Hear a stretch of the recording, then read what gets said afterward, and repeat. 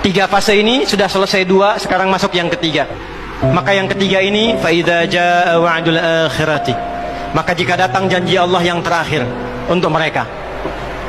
Apa fase yang ketiga ini? Ada tiga bagian lagi. Satu, liyasu'u wujuhakum. Yang kedua, waliyadkhulul masjida kama dakhaluhu awwala marrah. Yang ketiga, waliyutabbiru ma'alahu tatbira. Ya. Satu sekarang sedang diperlihatkan, liyasu'u wujuhakum. Persis sekarang orang-orang itu seperti di era Nabi yang membayangkan hingga bisa ditembus, bentengnya kokoh, intelijennya kuat, sadapannya di mana-mana. Tapi ternyata dunia yang melihat kokoh itu ditunjukkan oleh Allah hanya dengan bahasa mereka, la syirzimatun qalil. Ini bahasanya Firaun. Ini kan cuma ormas kecil, nggak sebanding. Ormas kecil yang nggak sebanding ini ternyata telah bisa mengintersep semua bagian-bagian itu. Dia bisa tembus bentengnya, dia masuk ke dalamnya. Liyasu'u wujuhakum. Tujuannya bukan untuk menunjukkan mereka mampu, bukan, untuk menggugah dunia kalian kemana saja. Yang kalian anggap itu hebat, itu mampu, itu dahsyat, ternyata bisa ditembus, dipermalukan di wajah dunia. Satu, janji Allah tiba. Kedua, waliyadkhulul masjida kama dakhaluhu awwala marrah. Nanti ada fase kedua. Setelah ini terjadi, selesai fase kedua, masuklah ke wilayah Masjidil Aqsa. Kembali lagi milik kita itu. Dihitunglah fasenya 40 tahunan. 1987 fase pertama sekarang berjalan, ditambah 40 berapa? 2027. Itulah fase yang kedua, saat diharapkan paling puncaknya Masjidil Aqsa bisa kembali lagi. Nah, ini bukan main-main, ini bukan main-main. Hitungan fasenya.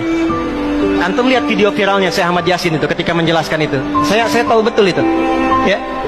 Beliau hitung itu. Ya, 2027 ke 2028 dan puncak akhirnya waliyutabbiru ma'alahu tatbira. Hancur semua, terjadi perang dahsyat. Hitungan saya sih tambah 20 tahun karena fasenya sampai 100 tahun. 40 tambah 40 tambah 20 100. Maka 2037. Silahkan cek orang-orang yang ada menghitung di pertahanan sekarang. Antum tanyakan pada yang di Lemhanas, pada di macam-macam. Bagaimana kekuatan dunia pergeserannya, saya yakin hitungan mereka 2037 terjadi sesuatu yang dahsyat. Gerbangnya sampai 2040, di atas 2040 itulah generasi emas akan muncul. Makanya Indonesia masuk generasi 2045.